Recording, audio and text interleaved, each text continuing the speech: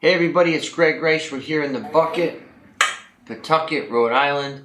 And you're probably, right, you drove around Providence, Pawtucket, Woonsocket, East Providence. You see a lot of vacant office buildings. And that's a trend. That's the new trend. Obviously with COVID, everybody went home.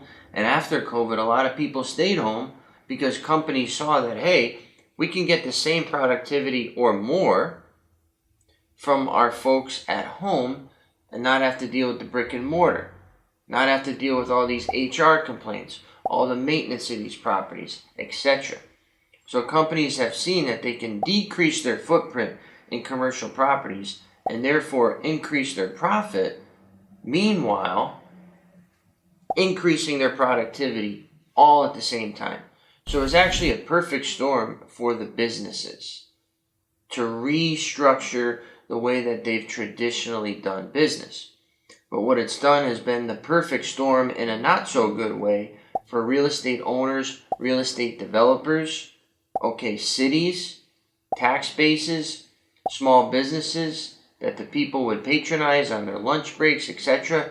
So it's had the negative effect on the city itself, the owners of those properties, and the surrounding orbital economy in that area. And Providence is a great example. So I just read this article in the PBN. We love the PBN. Sam Wood wrote it, and it's titled, Troubled Office Real Estate Could Undermine the Banks and the Wider Economy. So I'm not going to bore you with the whole article, but there was an excellent paragraph here that I wanted to read verbatim. So the point is this. With the decreasing value, right, the properties are losing value. A lot of these properties come up every 5 years for a mortgage rate renewal. It's almost a situation where like banks are like, oh, we don't want to lend on these properties anymore. And the developers are like, oh, I'm not making much anymore. So it's like this weird stalemate where both people are losing money and nervous at the same time. So this paragraph goes as follows. At the same time as all of this going on, the Federal Reserve's inflation fighting has sparked mayhem in the national market, right? The central bank's interest rate spikes are wreaking havoc on commerce as well. Financial institutions have tightened their lending as a result, as we've seen. It's harder to get a loan because rates are so high, the payments are so high, it doesn't justify the purchase price. Borrowers can't get mortgages. Loans are coming due on those office properties. So like I said, most mortgages every 5 years come up for renewal, meaning yes, you still have the same amount that you owe, but the interest rate is dependent on what the market conditions are. So 5 years ago, you might have had an interest rate of 3%.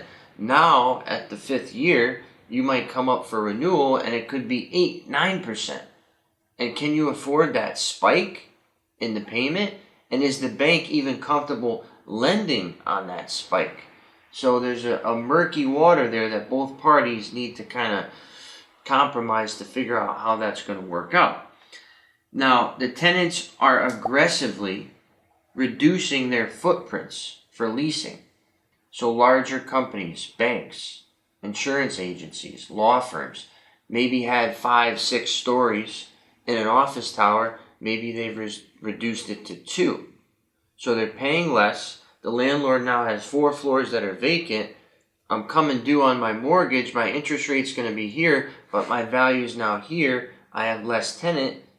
Okay?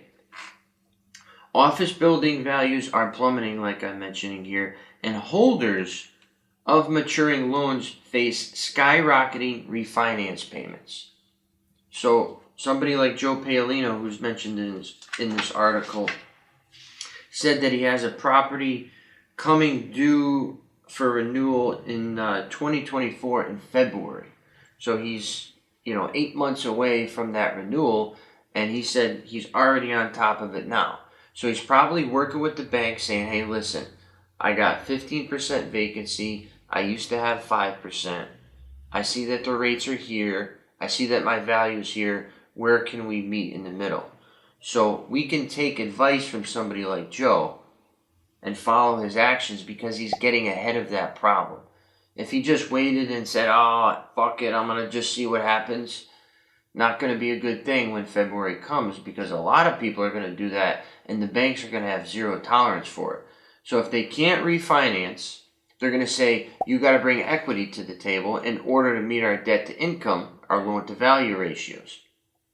If you can't bring money to the table, they can just call the loan due and default on you. That's how it works. So somebody like Joe may be in that situation where the loan to value doesn't work, but the bank sees the way he's approaching it. They build that relationship and rapport. There's a wonderful article, highlighting the positivity and the thoughtfulness that he's taking. And they're going to say, all right, you know what? This technically doesn't work, but Joe's been very good. He's been a long-time client, 3-4 decades in the business. We'll make an exception. So there's going to be a lot more exceptions due to the volatility of this rate and the economy in general, and the change in office use like we're talking about in the beginning here. So there's so many moving parts to this equation that I highly recommend that you stay the hell away from commercial real estate. I just don't think it's a game that you can compete in. These are big dogs. Joe's a big dog. Bank of America, Citizens Bank. You can't compete with them. They've been doing it for years. They got the bandwidth. They have the connections. They have the financials. They have everything needed. And they are still struggling. So when I see like that property, I made a video. I look at that. That's one measly commercial unit, a restaurant. That's going to give you a headache. Let alone trying to buy an office tower. Or even one of the smaller ones, 5-6 stories in Providence. It's very difficult. Banks are very hesitant. And the money and the safety and the insulation, my favorite word, insulation, is in residential real estate. All roads lead to Nexus. We're always here. We're always going to be here. We don't have any vacancies. When we do, they're gone like that. That's a safe place to start, and it's a safe place to continue in your investment career. Doing stuff like this is niche. It's very, very complicated, and it's very, very risky.